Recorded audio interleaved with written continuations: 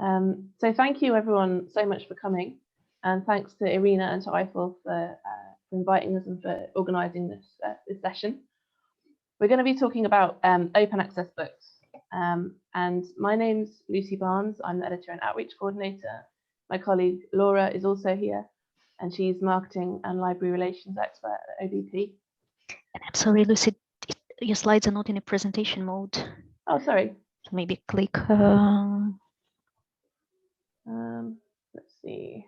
I'm on slideshow, I think. Let's see if we can. Resume slideshow. Is that any better or still not good? Still not in a presentation. Oh, that's strange. Aha, let's try that. Is that any better? Yes, that's perfect. Fantastic, okay. So today, what we're interested in talking about is how your library communities find, use and create open access books, and how we can make that easier in whatever way. So I'm going to talk a bit about open book publishers and about what we'd like to discuss, and then we're going to open the conversation up and hopefully hear from all of you about the things that you want to say about how to find, use and create open access books. So Open Book Publishers is a leading independent open access book publisher, which is based in Cambridge in the UK.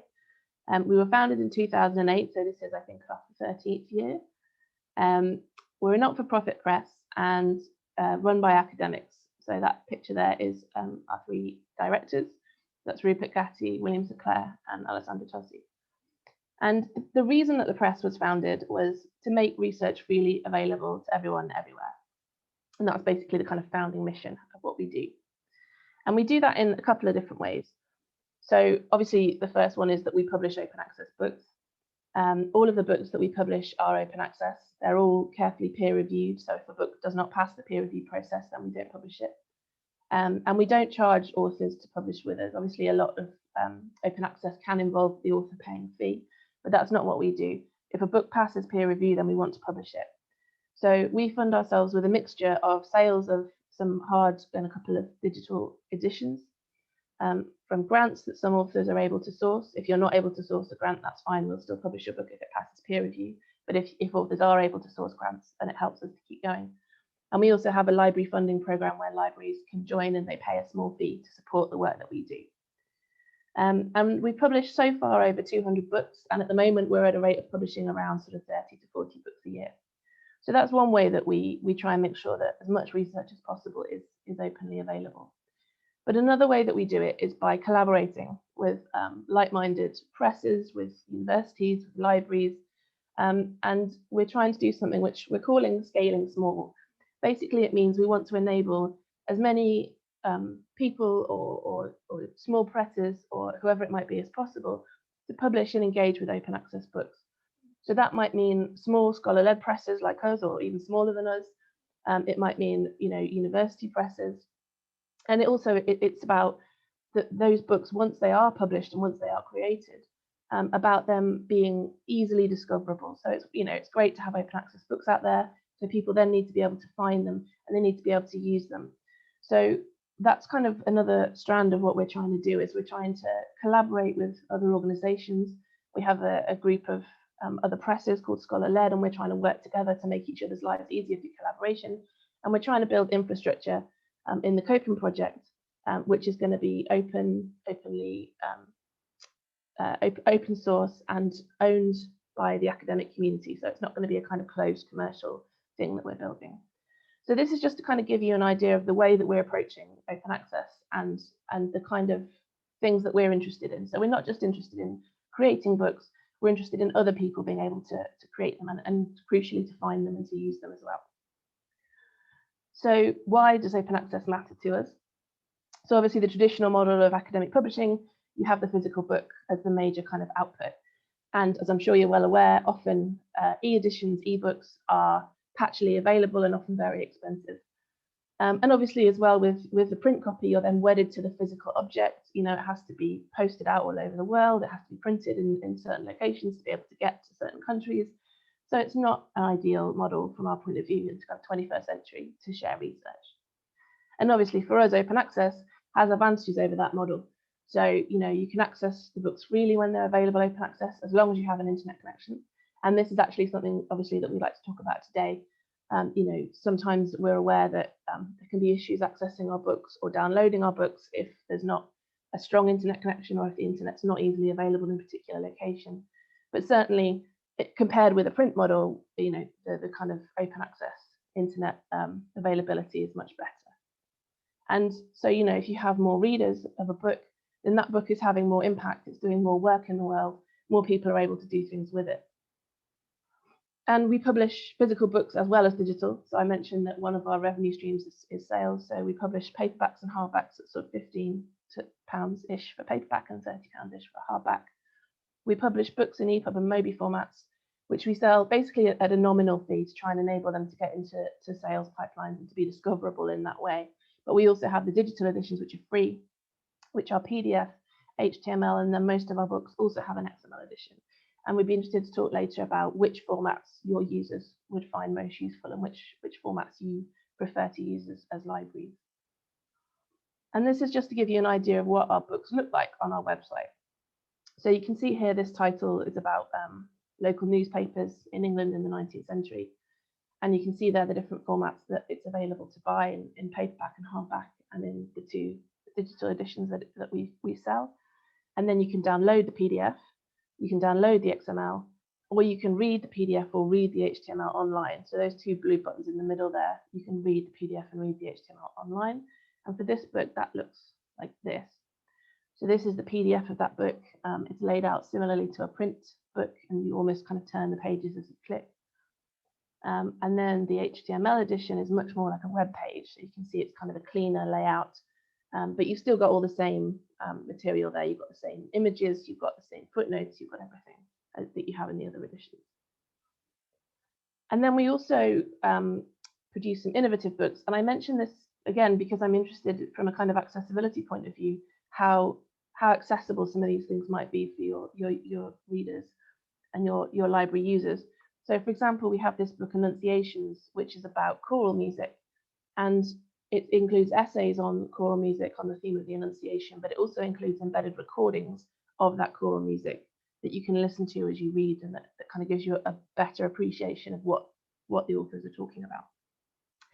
And then we have a book called Dickens's Working Notes for Dombey and Son, which looks at the notes Charles Dickens wrote when he was writing Dombey and Son.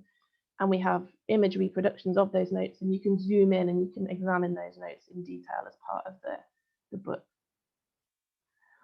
And in terms of readership, obviously I mentioned readership is really important to us. As part of what we're trying to do is to get the books out to as many people as we can, as many people as want to read them. So we on our website for each book, we record the readership as best as we can track it. Obviously, it's not going to be a complete record of readership because there's lots of places our books are going to be that we can't track and we don't know who's reading them. We don't know who's reading them anyway, but we can get an idea of numbers. But for the places that we can get an idea of numbers, this is the kind of thing that we're interested in. We like to know. So one of the things that we're interested in here is the geographical data. So this data for each book is available on our website, and you can see numbers there in terms of the platform, where it's been downloaded, where it's been read online. And for this book, about 50% of that data, we also know roughly where it's been read. So for this map, the darker blue an area is, the more people are reading that book, or the more times that book has been read or engaged with in that area. And so you can see here that America and the UK, the US and the UK are the darkest areas, and that tends to be the case for most of our books. But this book is actually about Russia. It's about communication technologies in Russia over a long period of time. So you can see there that Russia also is very dark. So we're pleased to see that book is being read more in Russia as well. But obviously there's plenty of countries on this map that are grey rather than blue at all. And so one of the things that we're interested in, and one of the reasons that we wanted to speak to you today, is to think more about how can we make our books more accessible for more countries all over the world, so that we're not just focusing on Europe and America and the UK and whatever, that we're thinking globally about how our books are accessed and how they're used. So as I've said, we want to get more people using and creating open access books. So the 2 images here, the car and the road, this is a way that I've talked about this before. basically, we're not just interested in creating shiny cars and creating open access books. We're interested in the roads. We're interested in how these books get to the readers. We're interested in how we can make that process easier. And we're also interested in how we can help more people to sort of travel along that route, more people to publish open access books and to engage in creating open access books. So for us, this means talking to libraries, to readers, to authors, to publishers, and helping all of those groups to engage with open access books in a way that works for them. And so that's really what we kind of wanted to talk to you about today. And I've got some questions here, which we were hoping we might be able to have a conversation with you about, so that we could talk perhaps about the usage of open access books and which formats are most useful to you and to your library users, your library communities, and how we can facilitate greater usage of open access books within those communities. We were hoping to talk a bit about the discovery and metadata, maybe some of the more technical aspects of how your library discovers and engages with OA books, and how it would be better for you if they were delivered, if there's a certain format for the book itself, if there's a certain format of metadata that you would prefer, then we'd like to know more about that. And also about creating OA books. How much are researchers in your library communities interested in publishing open access books and chapters, either as authors or even as publishers? Is there any interest in kind of scholar-led publishing in your communities? Is there any, are there resources there for that? And is there any way we can support that? And how do we build engagement with authors and with researchers around the creation and the use of open access books? Do they even care about open access books? Do they know enough about them to want to write and publish that way? And are there book series or subject areas that you think particularly there's either an existing interest in? It would be great if this series or if this particular subject area had an open access outlet, or where you think it would be particularly suitable for that subject or that series to be open access for whatever reason. So those are some of the questions that we were hoping we could explore with you today. So I'm going to close this sharing screen down now so that I can see more people, and hopefully we can start to explore some of those questions. Thanks a lot, Lucy. Dear colleagues, would anyone like to respond? And I don't know, maybe let's start with usage.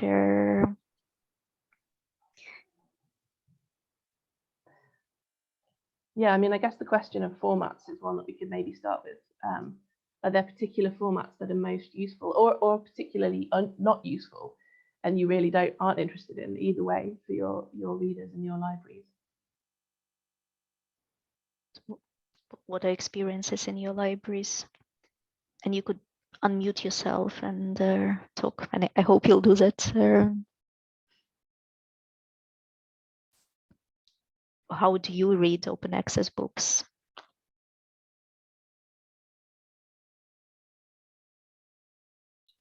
Can I go first?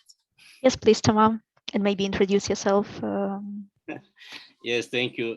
My name is Tomambwa. I'm from Cameroon. I'm currently teaching at the Advanced School of Mass Communication. And yes, and I'm teaching mostly librarians. And one webinar we did last time was with Eiffel, was about the digital library. So from my perspective here from Cameroon and the usage I see here, it seems like PDF seems the suitable format for my student and colleague and researcher here, because it's not every time that they are connected on internet so that they can use read directly through the browser, the book or something like that. So it's better for them to share, to download the book as a PDF, then share through WhatsApp and other things. The issue is that when the book is shared like that, you cannot do the accountability or how much the book has been shared or downloaded. You cannot do the follow up of the sharing of the book. Yes. Thank you. Yeah, that's great. So as you say, then like the book can then be downloaded, and that's finished, then that download process has happened and it can be shared more easily. Is that download process, that initial download process, that's relatively simple? It can happen somewhere without too much trouble.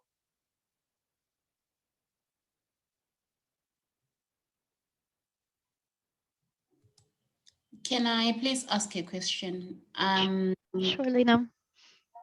Thomas is talking about downloading and sharing. On that note, I just want to ask, do you work with individual authors, or you can also support emerging publishers, guiding them on best practice and how things? And then the reason why I raised what Thomas said is, do authors choose licenses according what they want, or you do have a generic open license that you use with the open books? Sure. So to take the licensing question first, we recommend the CC BY license because that enables the greatest reuse. But we want our authors to be happy with the license, so they're able to choose if they want CC BY and TND, if they want, we're sort of open to different open licenses. So the authors then sort of choose that. And in terms of, obviously we work with individual authors and publish their books, but yeah, I mean, helping other presses to get to grips with open access publishing, or, learning from other presses ourselves as well, is something that we're interested in doing. So I mentioned in that presentation, there's the Scholar-led Consortium, which is probably the best example of that. We're working with 4 other presses who are all scholar-led, all non-profit, and we're all trying to solve similar problems together. But we also, our sort of door is always open, or email is always open for conversations with presses who are interested in learning more about what we're doing, and who might want to do some of the things that we do themselves. And we've also spoken with, sometimes there's individual academics. So there's an academic at the University of St Andrews in Scotland who was publishing a book series herself and putting it online herself and doing all that work herself. And eventually she came to us and asked if we could help to support that. So now we publish the series, we do the kind of the typesetting and the distribution, and she still handles the kind of sort of editorial work. So we're open to different kinds of collaboration with other presses, definitely. Following on what Tom said and what Lucy mentioned in the previous question about like how do people access the books and which format, I was wondering if you have any comments on like accessing books by chapter, because one of the things we do is like we provide a link to each individual chapter in PDF, which has usually like been quite a good way to access the book without having to download the whole file in case you don't have the internet connection at the moment, or you don't have the data available at the moment. So is that something that you think could be useful for like, sharing resources among the class, or do you think that a single download usually is like the most straightforward way, just like download the whole book and share it among everyone? What is your opinion, like perhaps individual chapter download and other alternatives like that?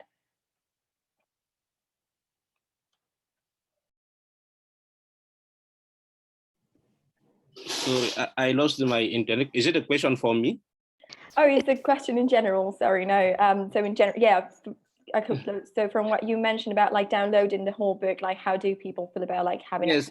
One thing I need to mention is that from working here in Cameroon with research, a lot of researchers are not aware of what is the open license and open access. So once they have a book, they are just sharing this book on WhatsApp. Either they are copyrighted or open license, and they don't care about it. So the most important for them is to have a book and then share through the different WhatsApp group. So that is the practice, and that is what we see in the field work. So, and yes, it's important for us to download all the files of the book, and so that they can share it. It's a lot of training also, because to bring awareness about these licenses with research and even students here. Thank you so much. And do you notice? Yes, please go ahead. I wanted to just add, I am from the University of Cape Town Libraries. we use Open Monograph Press, and we do have the option to either download a chapter or download the entire manuscript in PDF. But we also have got HTML. I think it is good to give a user an option to either download the entire PDF or to download a specific chapter that they need. I think if there is an option, it's actually very good, because sometimes I don't need the entire book. I just need a chapter that I want to utilize for my research. Yeah, hi, I'm Fadil. I'm also part of the University of Cape Town. Hi, everyone. And I agree completely with what Lena's saying. We're all part of the same team, and having options is absolutely necessary. But I should add that our team actually carries a lot of that load as well. And that's why meetings like this is really important. Maybe we can discuss ways in which you all publish, actually, because we've got a team of about 5 or 6 staff members, library staff, who are either self-trained or taught during the curriculum how to code, how to do HTML and how to do some basic CSS. So we end up actually doing a lot of the HTML and uploading PDFs, uploading the EPUBs ourselves. Yeah, I would love to know how you all go about it. If you sort of let someone else do it, you do it yourself. Yeah. So we do it in-house. Laura, you might be better to talk about that than me.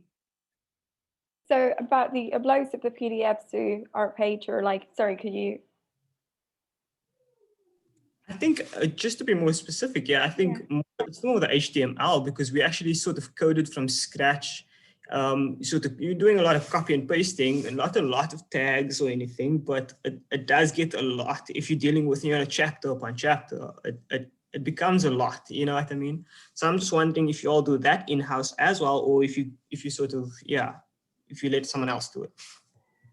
Yeah, so I was going to say that. Yeah, I was going to say for the most, like for the more like the side of like how we create them and how we produce these different formats. I think perhaps, yeah, Rupert, who is around, might be. Rupert, are you able to chime in on that? Yeah, sure. Hi, people. I'm Rupert Gatti. I'm also part of Open Book Publishers, and I guess have been involved in some of the technical things a little bit as well. Yeah. So at present, we do all of that in house. We have a workflow that, you know, just technically on production workflow that goes. The book manuscripts usually arrive in Word. It then goes through InDesign, and then we have a set of processes that take the InDesign output. So the InDesign creates some PDF and EPUB, and then we have a rather peculiar method of taking the InDesign's EPUB and creating the HTML and the XML off the back of the EPUB that's been generated from the InDesign. So that's our typical workflow. We have a GitHub account in which the codes that we use for all of that are openly available. And so creating all our digital edition, we've got ePublis is a open source code that we use for transforming the EPUB into HTML, and we've got our HTML. The way that we render the HTML on our website is there. So, and we've got all the bits of code that we use are typically open source and openly available on the GitHub. So if any of those are useful, you know, do let us know. And you know, of course, take what you want. I should say they've been, you know, what we've done is they're what we use, and we've just put them up there. We haven't spent a lot of time focusing them on making them all tools easily accessible by the people. So, you know, let us know if you want to use any of those in any way. Yeah, definitely. Thank you so much. I'm sure that'll come handy for sure. Thank you so much. Sorry, my name is Bonga. I'm part of the UCT team as well. I just wanted to find out, is the process automated? I mean, transforming it into, you say you receive it as a Word document, right? And then you then put it through InDesign, and then it's transformed into PDF. and then EPUB and HTML. I just want to know, is that process automated, or do you have someone, especially the HTML part, do you have someone actually coding this and the copying and paste and then coding it into or is the process automated from InDesign or something? So it's all automated. I mean, okay, automated is a big word, isn't it? It's not quite push button and everything works smoothly. So, but it is fundamentally automated. So we have one person who works in-house who is responsible for creating for both the typesetting and then creating the digital editions. And so, you know, there's always fiddly little things. Well, there's often fiddly little things that have to be done just to make sure it works. But yes, the process is primarily automated. You know, InDesign, as I'm sure anybody who's used it, you know, it's a funny, rather restrictive. I mean, it's got lots of things that are nice about it. It's got lots of things that are terrible about it as well, including the EPUB and the HTML outputs from it, which are really almost unusable. And so, so it's a structure that we've got the automated processes in that work for us. It depends, just being quite technical again, we need to be a little bit careful about how we're defining paragraph styles in the initial formatting, because it's actually the paragraph styles that end up being really important for the automated processing that goes through afterwards. We are also, though, looking at various types of alternative workflows, and you know, in South Africa, I think also in Cape Town, you've got the Electric Books group that have got a wonderful open source product as well, which we're looking at really seriously to adopt. And we would be wonderful to be able to replace InDesign with that type of program. There's a little issue of indexing, which we still need to work through. But you know, there are other good ones, and I heard someone mention before. Open Monograph Press is also another very good workflow, open source that has you know, a lot of automated processes, so that you don't have to code every single section of this. Thanks a bunch, Rupert. Thank you. So following with the question that we asked previously about format, we also wanted to ask, like, now we say we have this preferred format that we have, let's say like your X is in, or let's say you prefer the PDF and the HTML and that's it. But how does your library, or do your libraries engage with discoverability in general? Like what is the best method to get you through, like, you know, this kind of content, and actually, you know, knowing this is available here, or how to help you engage with it, or how to help you, you know, make that something that is listed on your catalog and then people know that it's available? How would that process work for you? How do you usually, we would be interested, especially in open access book, but we completely understand if you want to give us more of a background about like general, like ebooks or digital publications.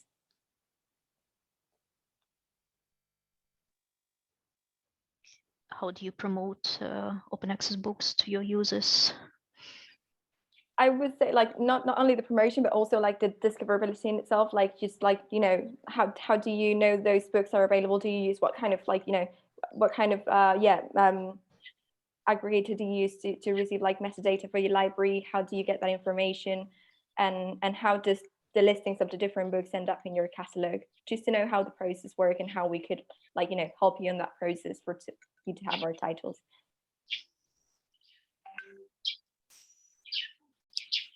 Yeah, are they ingested into the catalogue in a particular way, or do you use OAPen or the DOAB or another online platform that brings them all together, or is it more just people search online and find things and discover them that way? Or? In fact, just to give a small idea about the context here in Cameroon, digital library are very rare, for example, are inexistent, for example, in Cameroon. And even in French-speaking African country, I see Manjai Njai is here. Maybe he can also, I know that there are some digital libraries in Senegal, but in Cameroon specifically, I don't know digital library. And the courses I'm giving actually is the conception, the design and implementation of digital libraries. So that is why I'm specifically interested by this webinar and what you are doing. And it's true that we really need open access book, and specifically in my context, where open educational resources, either for research or for librarian, are very rare. So that is also why I decided to write this book. I shared the idea with Irina before, the idea of the book on digital library. So yes, that is just to tell you about the context here in Cameroon. And mostly at the end, I will be happy to hear how you can support this kind of initiative, writing such book from a researcher. Yeah. And Thomas mentioned repositories. Those of you who have repositories, do you upload openly available books in your institutional repositories or not really? If it's not a book published by your researchers, would you add it? But it's openly available. Would you add it to a repository or not really? I will add it certainly if the book is relevant for what we are doing. And yes, I will add it when they are in a public domain or using open license. Yes, I will add this book. So for but all these infrastructure are not really existent. So that is what I'm trying to to build from scratch. Yeah. So if the process, in the process of adding this open access titles, how would you do that? Do you need any specific kind of metadata or any specific kind of files that will help you, and of course the other people present as well, ingest this information, just have it in your catalog and make sure everyone can download a PDF or can access it, even though it may not link to our website, because we understand that it's sometimes access to internet is more limited, so maybe you just want to save it in your repository and just access it directly from there. So do you have an idea how would that metadata be included or ingested in your catalog, or what kind of format do you prefer to? And maybe it's also a question to UCT. Do you include the books that you publish? Do you include them in your library catalog? Do you upload them in your repository? How do you improve or ensure discoverability of UCT open access books? Oh, okay. So far, the books that have been launched, if I can just maybe talk about the marketing part, recently we have had an online launch, and then we tweeted and we shared on Facebook on the new book that we have just published. But according to our open access policy, a book chapter that has been authored by a UCT author can be included on Open UCT, our open access institutional repository. And the metadata includes a DOI, and then DSpace, our repository, will also generate a handle, which is also a persistent identifier in some way. And then it's discoverable by Google, but we do, according to our policy, we do include. But I can't really say a lot of content that is on our catalog of books is on our institutional repository, because they also do have DOIs on OMP.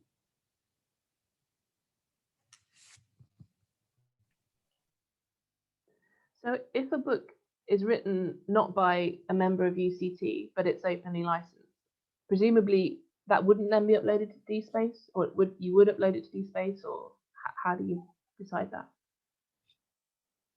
No, we do not upload on our institutional repository, because according to our policy, it is an author who is a UCT who is affiliated to UCT, either an employee or a student. So we follow our policy it only requires content that has been produced by a UCT author to be on the institutional repository. Mm-hmm. And is there some other platform? But if there's something new authored by someone else and we know it's open access and it could help to our collection, we can tweet about it and we can share the information with other people. Most of the times emails come and we also tweet about such content.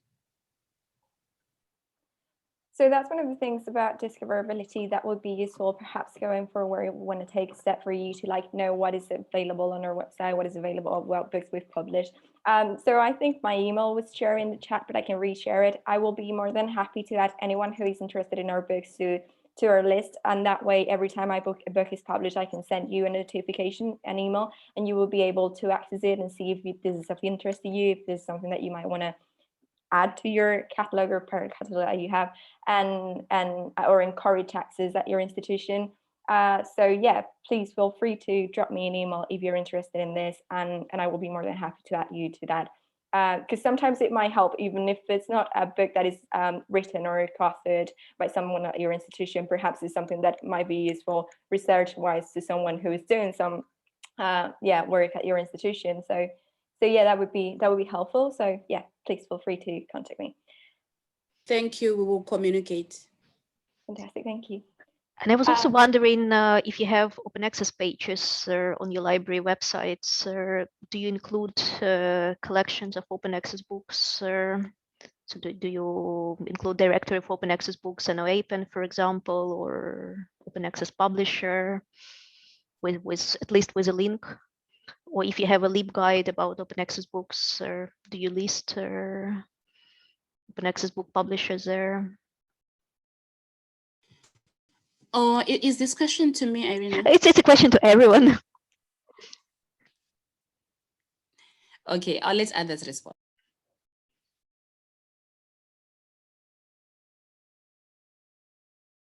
When the pandemic started last year, we engaged in a massive project of collecting links to open access books worldwide, and then they were consolidated into a list. I think I stand to be corrected by my colleagues, but I think that was then made available into our website so that it could be accessible to our users. I'm not sure, but there was a very big project that we worked on when we went into lockdown. I think it was in the middle of March last year.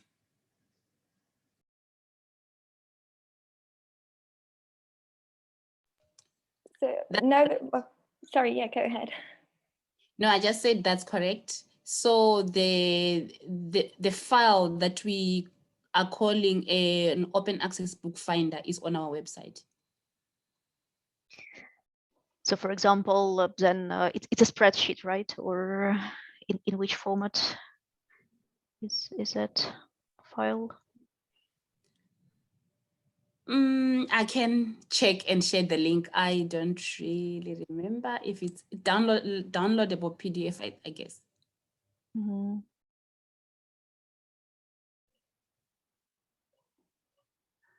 Would researchers know at your different institutions? Would they have a clear idea of, if I've got a subject and I want to find out, are there any open access books available about this? Would there be somewhere they would go and they think, oh, I'll go to, as I mentioned, maybe the DOAB or OAPEN or somewhere else, or I would go to my library catalogue, or where would a researcher go if they wanted to find an open access book? Can I really say something? We know that a lot of researchers, they want things like instantly where they are. They will not really go to DOAJ or Director of Open Access Books. So this is the reason why we had to create links, and some of them are actually subject specific with open educational resources, including open textbooks. So we had to create these links because we know if they go on the website, they need to directly link to what they are looking for. Some, of course, they do these searches looking on the directories, but for some, they want directly something. So that's why we had to pull the link from where they are for them to go to one, to have a document that they could go to, because they want content instantly and they constantly write to the librarians, can I have this, can I have this? So the searching, yes, some do that. They do have the literacy to go about it, but some, they just want something instantly. So that's why we thought that was the best way for them to be assisted with a link that is direct on the website.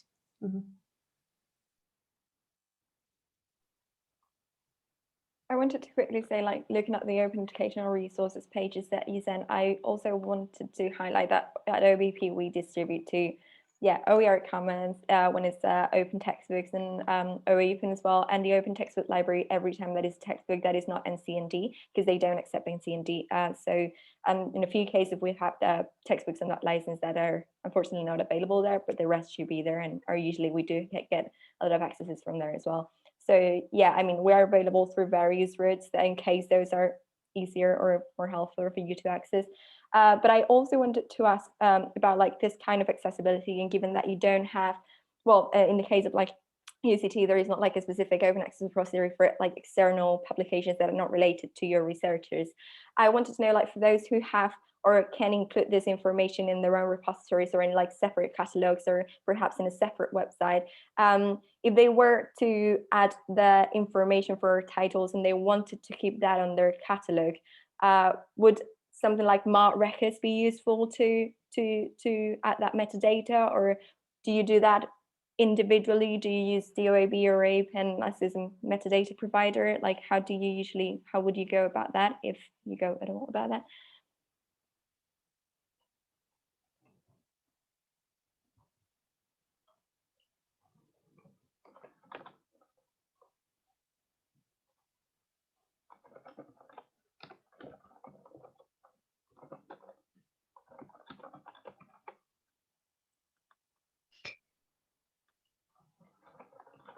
So I would say, like, for example, like if like the books that you have on your catalog at the moment, how do you add that information?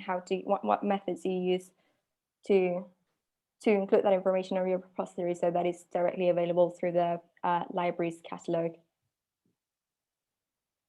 Do you still keep libraries catalogs? Do your researchers use them? Hi there. My name is Namhla Madini from UCT. We do the books that we have on our on the Open Books site. They are also available on Primo, which is our search interface. So if someone is looking for something, they can just search Primo, and that will be, if the book is available in open access, they can still get it from Primo as well. And also the books are also available in Google, so they are quite discoverable. Yeah, thanks. Can I ask a question, Alina? Is it? Sure. So I guess I'm just also wondering about places like Africa Archive and some of the sort of new emerging platforms. Given that there's been so many people from Cameroon and South Africa talking, you know, I was just wondering whether or not you're also engaging with some of the emerging platforms in Africa, and if so, you know, what is your experience? And also, would that be something that we could be encouraging our authors, or also we could possibly be contributing to as well? How do you, I just wondered if you were engaging with that for books as well as just for articles. There is that new platform at UCT, I think, because we spoke to Reggie and Jill from UCT about it a few weeks ago at the Open Access Books Network. Mm-hmm. Sorry, can I ask a question? Are we talking about Africa Archive? Is it not a preprint repository? Yes, it is, but it would be possible to put up, for people to put up PDFs on that as well, wouldn't it? So it's not just, you know, it's hard to know what a preprint is,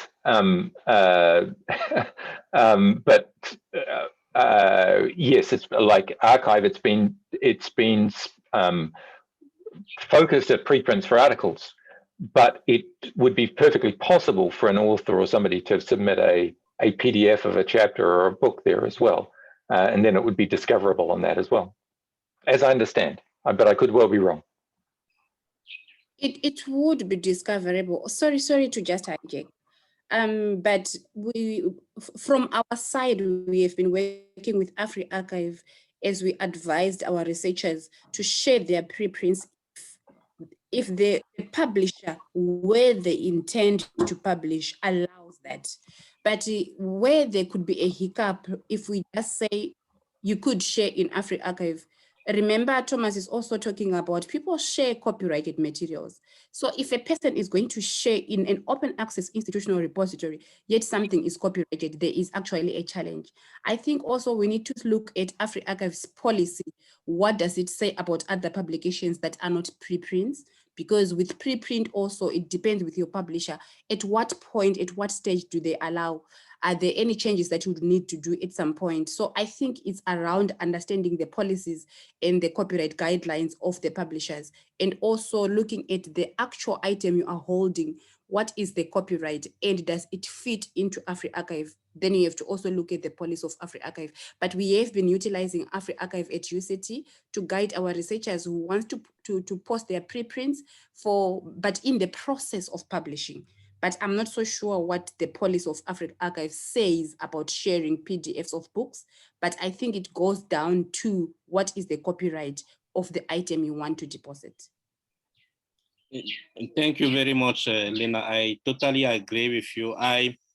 So Africa Archive born during the first Africa OSH, I call it, and in Ghana. So I know the story, and I'm working also closely with Joe Avenman. So basically, Africa Archive is just for preprints and to ensure the circulation of paper or research in preprint. We are talking about preprint done in Africa. So the best way, even for me, is, as Lena said, to advise researchers, since Africa Archive also is using Zenodo to get the DOI. And through DOI, you can ensure that your preprints is circulating everywhere before the postprint is available.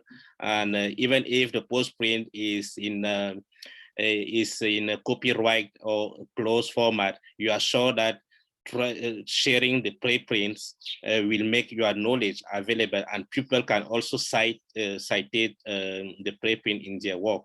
So that is what basically since 3 years or 4 years, Africa Archive and Joe Avenman through with her team are doing. So, and there's also another initiative, but mostly Francophone initiative, like Le Grenier des Savoirs.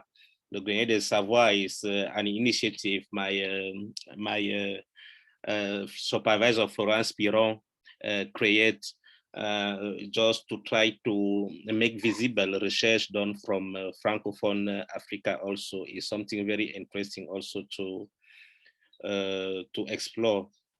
Yes. And I guess for published works, those on the call who have repositories, they would use their institutional repositories. And for example, we have a colleague from Kenyatta University, and they have 16,000 records on their repository, and that's much more than Africa Archive has now.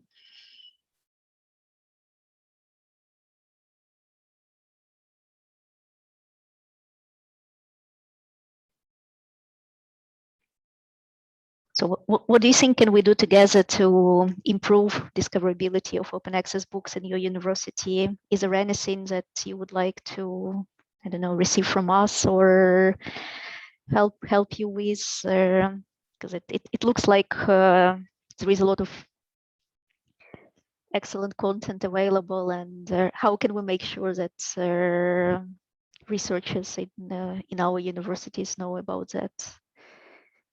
Is there anything we can do together, or is there anything you need to help you do that?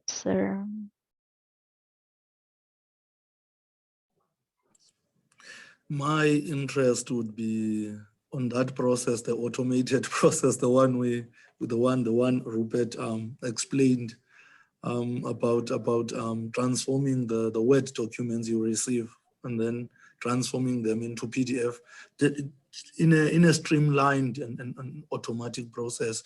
Because right now, I think the way we're doing it is it's manual. So we need to actually transform it into PDF. And then when we do the HTML, I mean, I would be interested in that process, that streamlined process that you use. It's probably technical, but I think we would be interested. It would greatly aid us when we engage in this. So, I mean, I'd be really happy, and we can get in others as well, but would be very happy to sort of go into more detail with that with you if you wanted to go through. I mean, you know, we've got one workflow. You know, I really do like the electric books workflow. We're not actually using it, but you know, there's another workflow that looks really promising actually. And you know, there's a few others as well, but you know, I'd be really delighted to arrange a meeting and just think through some of those technicalities with you and see if we've got any useful contribution we could make when we just think through exactly what your workflow is and how we might be able to help with that. So, you know, just I think Lucy, you put an email in, didn't you? So just, you know, reach out and maybe we can organize a Zoom call and just look at that a little bit more carefully. All right, thank you.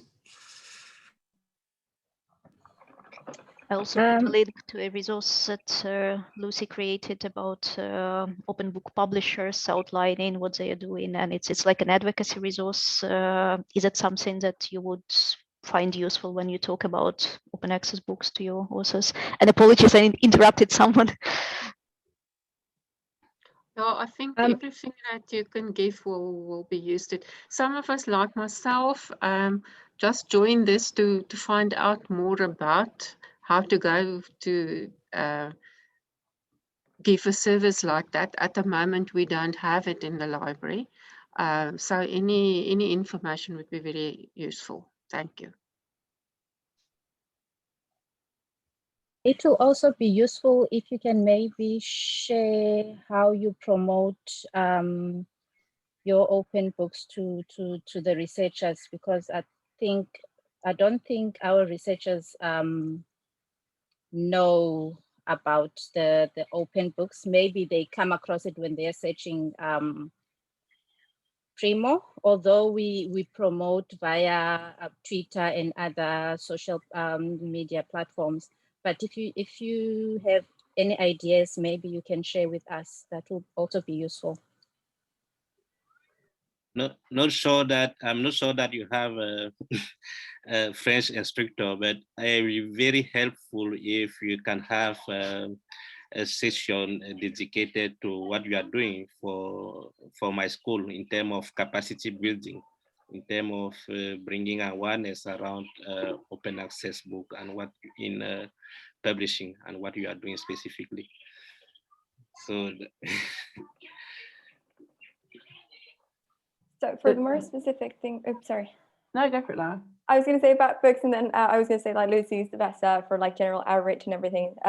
Since she's the coordinator and she's really good at explaining open access to everyone. Not in French, though, unfortunately. Well, yeah. But so for particular books, what we do is quite similar to the process that was mentioned before. So once a book is out, we previously create a list of like different institutions that we think might be interested, different journals, because journals also gets a lot of readership that leads back to our books. Also academics working on the field, like different departments within institutions, not just institutions focused on that particular subject, but also like universities. And also we contacted library members.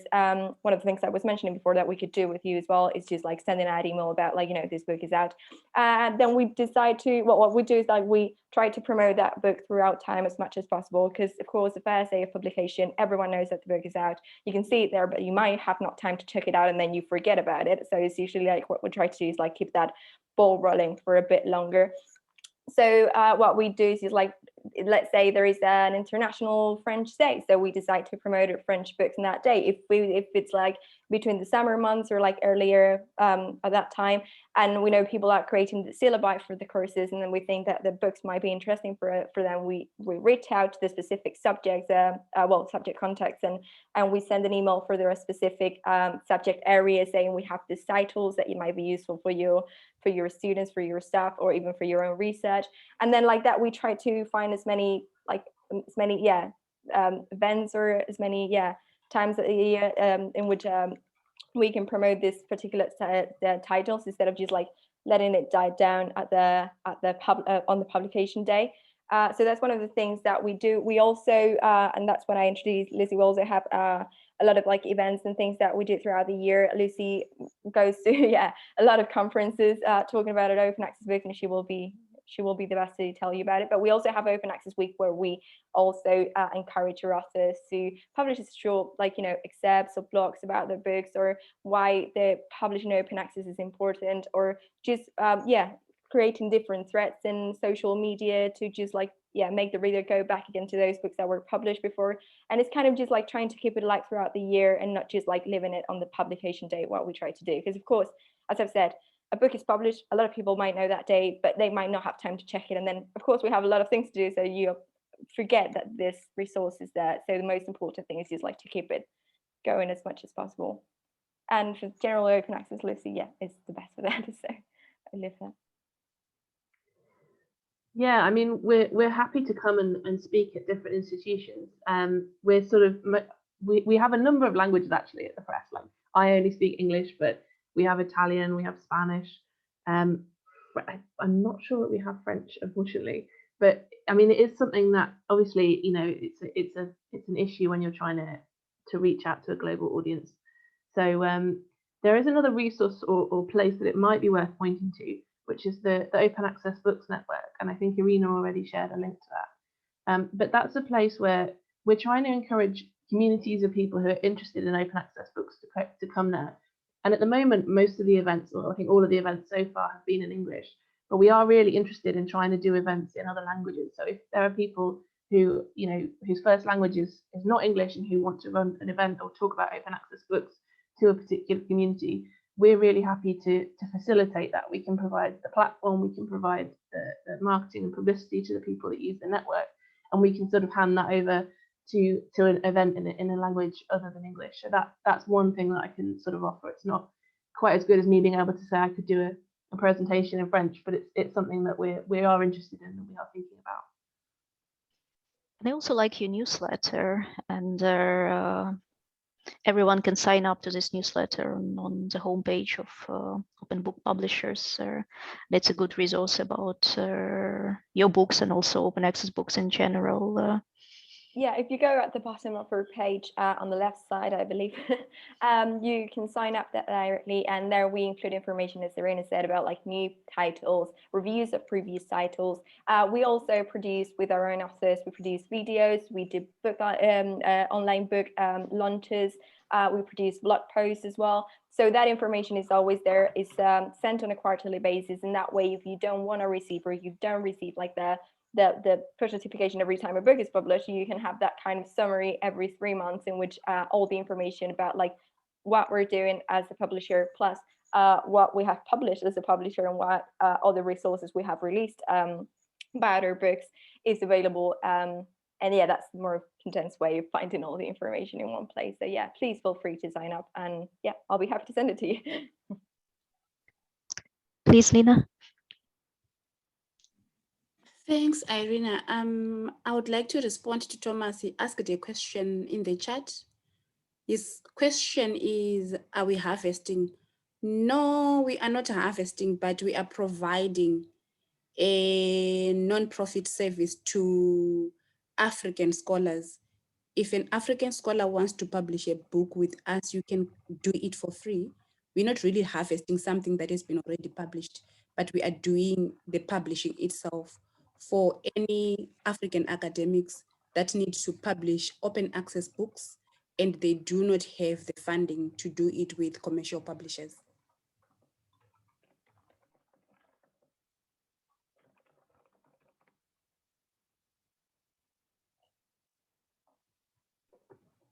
Just quickly, just thinking of French as well.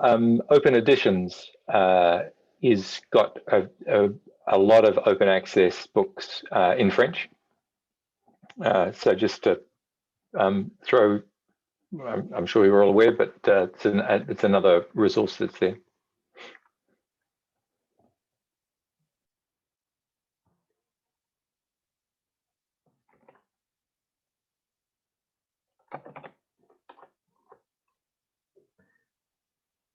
Does anyone have more questions for us?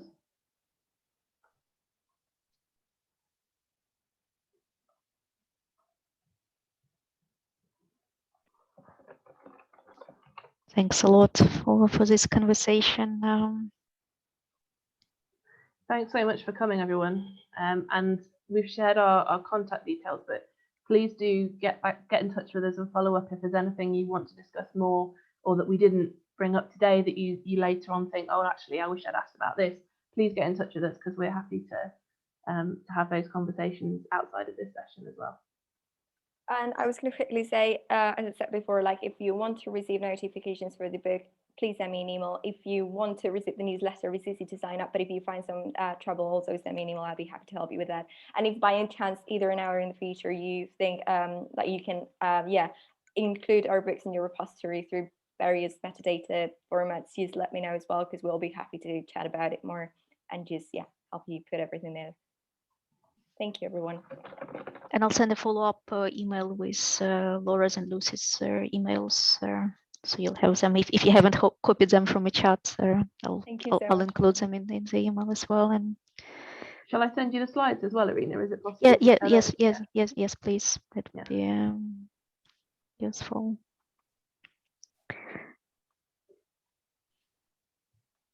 Thank you so much. And I hope we will continue this conversation via email. Maybe in a couple of months we could have another call and discuss some more Access Books related topics. Because I think there is still a lot we can do in our libraries and in our universities to promote them. Thank you so much, and have a good day and good night to colleagues from Fiji. Yeah. Thank you. Bye-bye. Bye. Thanks. Bye.